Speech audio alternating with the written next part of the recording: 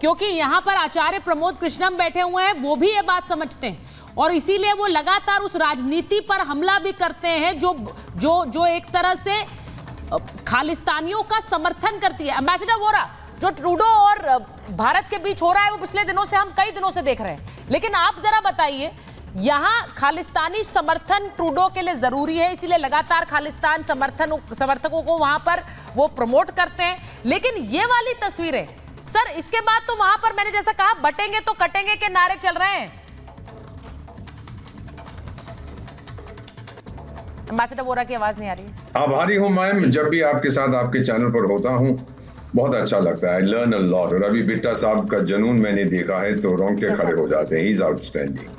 और बाकी जो आपके मेहमान हैं उनकी भी बात बड़े ध्यान से सुनूंगा। आप कनाडा की बात कर रही हैं, इसमें 3 चीजें बड़ी स्पष्ट हैं मैम। जो ये डस्टबिन ट्रूडो है उसके बारे में 2 बार इसको कोविड की बीमारी लगी थी और ये मैं मजाक नहीं कर रहा।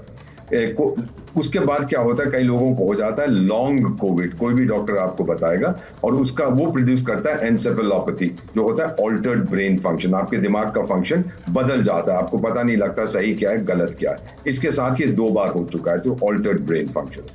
दूसरी चीज आपने बिल्कुल सही फरमाया कि इसकी जो सरकार बनी थी वो डिपेंड करती थी एक एक्सट्रीमिस्ट पार्टी पर, कनेडियन पार्टी पर, जो टेररिज्म में बहुत विश्वास करते हैं। तो ये उनका समर्थन नहीं खोना चाहता था, भले ही उस पार्टी ने अपना समर्थन विड्रॉ कर लिया। लेकिन मैम, कनाडा का कानून है कि अगर आप सांसद हैं और 5 साल अपने पूरे कर लेते हैं पार्लियामेंट में, तो आपको पेंशन, काफी उनकी अच्छी पेंशन है, पूरी मिलती है।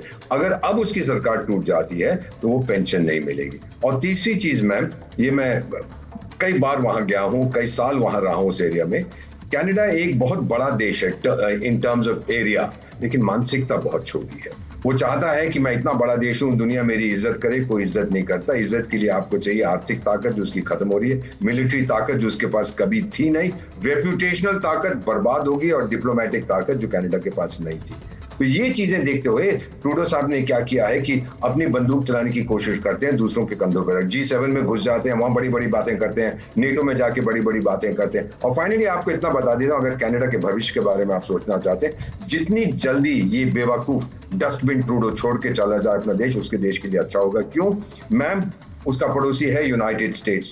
अब कल इलेक्शन होने वाली, पता है डोनाल्ड ट्रंप साहब फिर प्रेसिडेंट बनते हैं नहीं। 2 बार, एक नेटो समिट में जो मैंने देखा है, और GN समिट में या G7 समिट में, ये मजाक उड़ा रहे थे डोनाल्ड ट्रंप। और डोनाल्ड ट्रंप ने एक जवाब में बोला, ये 2 चेहरे वाला इंसान है, ये चोर है और ये डरपोक है। ये उनके शब्द थे, मेरे नहीं। फिर व्लादिमीर पुतिन, रूस को इन्होंने गाली दी है, उसके संबंध खत्म हो गए हैं रूस के साथ। फिर चीन के जो राष्ट्रपति थे, उन्होंने, मैम बाली समिट में आपने भी देखा होगा 2022 में बाली में जो हुआ था, चीन के राष्ट्रपति जैसे कोई स्कूल टीचर डांटता है ना बच्चे को जो बेईमानी करता है और पैंट लगाता है उसके जिस्म पर, वैसे वो कर रहा था, पब्लिकली डांट रहा था। हमने तो सुना है इसको, और ये खड़ा हो गया, हे सॉरी सर करके वहां खड़ा हुआ। सबके साथ इसने अपने संबंध बिगाड़ दिए, अब भारत के साथ भी कर दिए।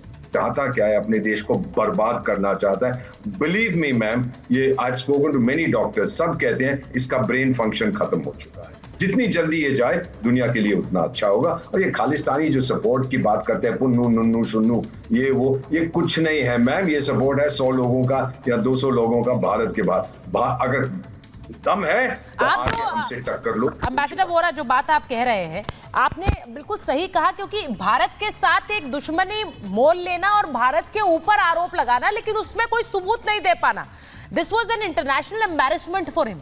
ये एक बहुत बड़ा अंतर्राष्ट्रीय एक तरह से एम्बैरेसमेंट था कि आप आरोप तो लगा रहे हैं पर आप कोई सबूत नहीं दे पाते हैं। और यहाँ भारत, एक चीज और, मैं जस्ट गिव मी 1 सेकंड, मैं ऐड करना चाहता हूँ जी। आज जब भारत बोलता है दुनिया सुनती है, जब ट्रूडो बोलता है दुनिया हंसती है। बिल्कुल एप्टली बोला है आपने, बिल्कुल सही बात बोली है। इसीलिए मुझे लग रहा है बहुत से लोग, क्योंकि उनके अपने देश में बहुत उन्हें गंभीरता से नहीं ले रहे हैं, लेकिन जो ये बात कही जा रही है, मैं एक बार जरा मैं आचार्य प्रमोद कृष्णम के पास जा रही हूँ। आचार्य जी, जो बात उन्होंने कही, वहां पर हम आज बता रहे हैं कि बांग्लादेश हो या फिर कनाडा हो, हम हर जगह बात कर रहे हैं बटेंगे तो कटेंगे। क्या वो नारा वहां पर पुजारी भी दे रहे हैं आप लोगों को जो मंदिर में आ रहे हैं कि बटेंगे तो कटेंगे? ये हिंदुओं को एकजुट करने की बात हो रही है, आपको लगता है ये जरूरी है? हाँ, देखिए, सुचारिता, इसको समझने में कोई रॉकेट साइंस नहीं है। जो बंटता है वो कटता है जी। और योगी आदित्यनाथ जी ने जो कहा है वो तो इस देश का इतिहास है। 1947 में बटे तो कटे, भारत बटा, भारत बटा, भारत कटा, भारत छटा और भारत घटा। बांग्लादेश हिंदुस्तान था, पाकिस्तान हिंदुस्तान था, कंधार, काबुल सब हिंदुस्तान था। और हिंदुस्तान का मतलब क्या है? हिंदुस्तान। हिंदुस्तान नाम का शब्द नहीं है कहीं, शब्द है हिंदुस्तान। हिंदुस्तान, PHAN, स्थान। इसको मैंने इसलिए जोर दे के कहा कि ताकि पूरा देश सुने और ये आपका शो ऐतिहासिक होगा। ये हिंदुस्तान है जिसको साजिश के तहत हिंदुस्तान कहा गया, ताकि हिंदू नाम हिंदुस्तान। तो कुछ लोग सनातन से चिढ़ते हैं, नफरत करते हैं, सनातन को मिटाना चाहते हैं। जो लोग सनातन को मिटाना चाहते हैं वो सनातन के मंदिरों पर हमला कर रहे हैं, वो हमला कर रहे हैं। वो सनातन को डिवाइड करना चाहते हैं, जाति के नाम पर, भाषा के नाम पर, रंग के नाम पर, क्षेत्र के नाम पर। लेकिन सनातन न मिटा है न मिटेगा। लेकिन सनातन के खिलाफ जो ये साजिश हो रही है इसका पर्दाफाश होना चाहिए और मुझे पूरा भरोसा है कि भारत की जनता सनातन को मिटने नहीं देगी। आपने ये कहा, देखिए मैं, हालांकि ये पूरा मामला एक अंतर्राष्ट्रीय मामला है, लेकिन आपने ये कहा कि देश के अंदर बहुत से लोग हैं जो देश का विभाजन चाहते हैं, जिसमें राहुल गांधी भी हैं। आपने बहुत गंभीर आरोप लगाया, क्योंकि मैं यहां पर इंटरनल पॉलिटिक्स की भी बात करूंगी, उस पर क्या बोलेंगे आप? देखिए, राहुल गांधी से मेरी कोई पर्सनल दुश्मनी नहीं है। राहुल जी बहुत अच्छे इंसान हैं, लेकिन वो अच्छा इंसान जो देश के साथ ना हो उसकी अच्छाई का क्या करेंगे?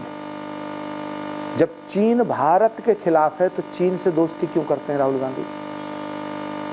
चीन से राहुल गांधी मिलते हैं। पाकिस्तान भारत के खिलाफ है, भारत को तोड़ना चाहता है, कश्मीर में हमारे जवानों की शहादत होती है, पाकिस्तान के पक्ष में बोलते हैं।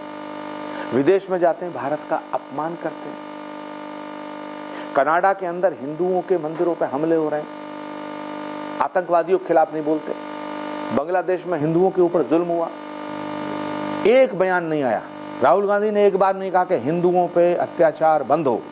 अगर एक भी बार कहा हो कि हिंदुओं पे अत्याचार बंद हो तो आप मुझे बताओ। हिंदू शब्द नहीं उच्चारित किया। तो आप चाहते क्या हैं? आप सनातन को मिटाना चाहते हैं। सनातन को जो मिटाने की बात करता है आप उसका समर्थन करते हैं। डीएमके के नेता बोलते हैं Sanatan is a dirty word, dirty word, Sanatan को मिट जाना चाहिए, आप उसका समर्थन करते हैं।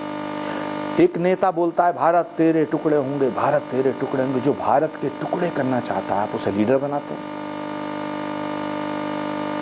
तो आप चाहते क्या हैं? जो भारत का नहीं हुआ वो सनातन का नहीं हो सकता, और जो सनातन का नहीं हो भारत का नहीं हो सकता, क्योंकि सनातन और भारत को अलग नहीं किया जा सकता। आचार्य जी कह रहे हैं, मुझे लगता है कि एक बहुत डेंजरस पॉलिटिक्स की वो बात कर रहे हैं। मैं उस पर जरा आना चाहती हूँ एक बार। प्रेम कुमार जी, वो डेंजरस पॉलिटिक्स क्या है? यहाँ पर भी स्टूडियो में आचार्य राजू मिश्रा हैं हमारे साथ परमिंदर सेठी जी हैं, लेकिन प्रेम कुमार जी जरा बताइए वो डेंजरस पॉलिटिक्स क्या है? जो लोग यहाँ पर भी खालिस्तान के खिलाफ बोलते नहीं हैं, बचते हैं, जो लोग यहाँ पर भी अपने बयान सिर्फ सिलेक्टिव रखते हैं, वो नहीं बोलते हैं। आज भी किसका बयान आया है इस तरह की जो हमला हुआ है कनाडा में? देखिए सुचारिता जी, हमारे देश की जनता अपनी सरकार के साथ खड़ी है और हमारा देश इस बात को लेकर चिंतित है कि कनाडा जैसा देश लगातार हमारे देश के खिलाफ प्रोपेगेंडा चला रहा है और हम अपने देश की सरकार के हाथ को मजबूत कर रहे हैं। पूरा देश उनके साथ खड़ा है। चाहे बांग्लादेश में हिंदुओं पर अत्याचार हो रहा था, स्टेप कौन उठाएगा? हम और राज मिश्रा जी नहीं उठाएंगे, सरकार उठाएगी। उस समय सरकार से अपेक्षा थी। आज कनाडा में जो कुछ हो रहा है, कदम कौन उठाएगा? हिंदुस्तान की सरकार उठाएगी। हम उनके साथ खड़े हैं, कोई पॉलिटिकल पार्टी उनके अगेंस्ट में नहीं खड़ा है। लेकिन दिक्कत यहां होती है कि जब कनाडा हमें शत्रु देश घोषित करता है और अमेरिका उसकी तस्दीक करता है, तब हमें चिंता होती है कि हमारे देश की डिप्लोमेसी कैसे चल रही है, कि अमेरिका भी कनाडा का साथ दे रहा है, हमारा साथ नहीं दे रहा है। हम क्वाड में बैठते हैं, हम चाइना के खिलाफ में कहते हैं कि कनाडा अमेरिका हमारे साथ है। आज सब लोग असुरक्षित क्यों हो गए हैं? हिंदू अपने देश में बटोगे तो कटोगे का नारा दे रहा है। हिंदू अपने देश में क्यों खतरे में हो गया? तो बांग्लादेश में तो खतरे में होगा। अगर अपने ही देश में हिंदू खतरे में है तो बांग्लादेश में भी खतरे में होगा और कनाडा में भी खतरे में होगा, क्योंकि ये डर फैलाया जा रहा है। ये डर फैलाना सुनियोजित है। हिंदू क्यों खतरे में होगा, इस बात को समझिए। हिंदू अगर हिंदुस्तान में खतरे में है, हाँ। उसको यहाँ बटने की जरूरत है, तो हिंदुस्तान से बाहर फिर हिंदुओं को कौन बचाएगा? हिंदुस्तान की सरकार ही तो बचाएगी, हिंदुस्तान की सरकार ही तो पैरोकारी करेगी। आज ये जो चिंता का विषय है कि आज पुजारी वहां कह रहा है कि बटोगे तो कटोगे। निश्चित रूप से कनाडा का पुजारी हिंदुओं के संदर्भ में भी कह रहा है,